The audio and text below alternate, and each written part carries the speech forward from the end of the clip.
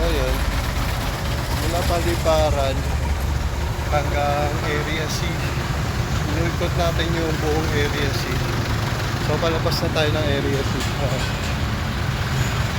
Barangay San Simon.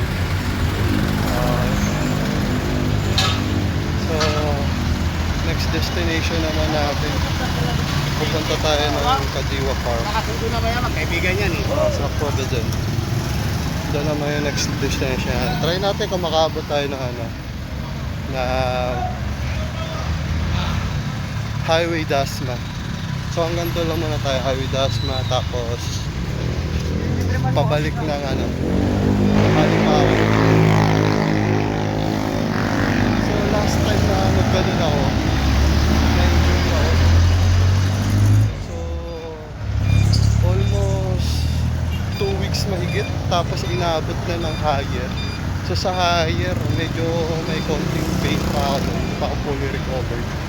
Dahil sa ginawa kong training. So nagkamali ako ng training na ginawa. So ayun.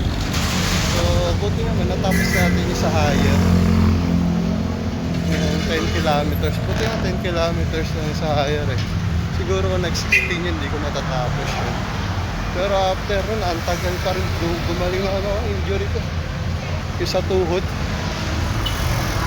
Another 3 weeks or 1 month bago maramdaman na fully recovered ako.